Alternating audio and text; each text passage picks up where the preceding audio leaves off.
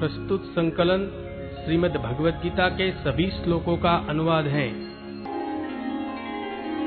भगवद गीता साक्षात भगवान की वाणी है।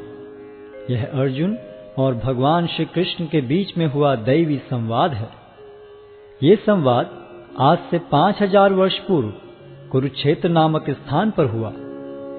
भगवद गीता में जीवन के सभी महत्वपूर्ण प्रश्नों का उत्तर है, जैसे हम कौन हैं, भगवान कौन है, हमें कष्ट क्यों होते हैं, क्या पुनर्जन्म होता है, क्या अन्य ग्रहों पर जीवन है, हम कैसे इस जन्म और अगले जन्म में सुखी रह सकते हैं, हम कैसे भगवत धाम को जा सकते हैं।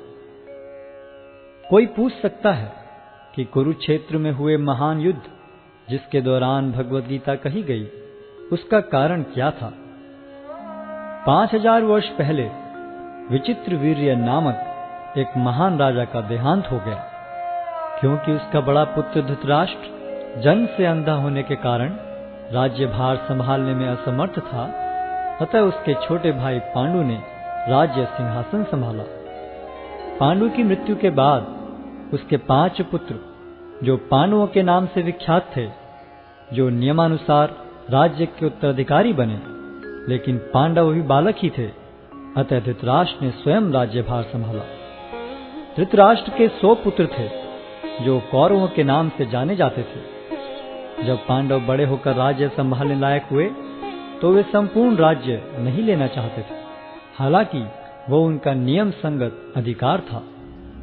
वे राज्य को अपने चचेरे भाइयों के साथ बांटना चाहते थे, और इस प्रकार राज्य को पांडवों और कौरवों के बीच बांट दिया गया। लेकिन कौरवों में ज्येष्ठ दुर्योधन अपने भाग से संतुष्ट न था। वो संपूर्ण राज्य को स्वयं ही भोगना चाहता था। उसने पांडवों को मारने के लिए कई षड्यंत्र रचे, लेकिन वो असफल रहा। फिर उसने नियम के विरुद्ध संपूर्ण राज्य को हड़प लिया और पांडवों को राज्य से निष्कासित कर दिया।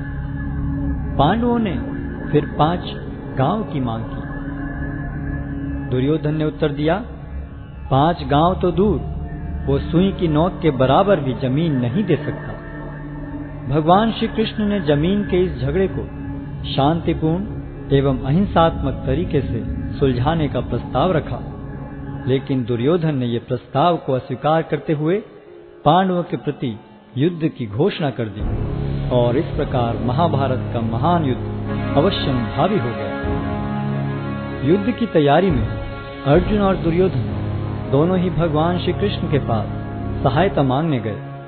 भगवान श्री कृष्ण उनकी मदद मांगने को आए किसी भी व्यक्ति को नहीं ठुकराते थे, चाहे वह सज्जन हो या दुर्जन। भगवान श्री कृष्ण ने अपनी संपूर्ण सेना को एक और तथा स्वयं को मार्गदर्शक के रूप में दूसरी ओर देने का प्रस्ताव रखा। दुर्योधन ने भगवान श्री कृष्ण की सेना को चुना, जबकि अर्जुन भगवान को मार्गदर्शक के रूप में प्राप्त करने को उत्सुक था। इस प्रकार भगवान श्री कृष्ण अर्जुन के मार्गदर्शक तथा सारथी बने। युद्ध स्थल में अर्जुन एक दुविधा में पड़ गया कि वह अपने अधिकारों के लिए लड़े, जिसके लिए आवश्यक था अपने ही स्वजनों का वध, या युद्ध भूमि से पलायन कर दुष्ट दुर्योधन को राज्य पर शासन करने दे। अर्जुन अपने को इस दुविधा से बाहर निकालने में असमर्थ पाकर भगवान श्री कृष्ण की शरण लेता है। शरणागत आए अपने मित्र एवं भक्त अर्जुन को भगवान श्री कृष्ण भगवद गीता के दिव्य उपदेश द्वारा इस दुविधा से उबारते हैं, और श्रीमद् भगवद गीता के माध्यम से अर्जुन के ही समान अपनी शरण में आए सभी भक्तों का मार्ग प्रशस्त करते हैं।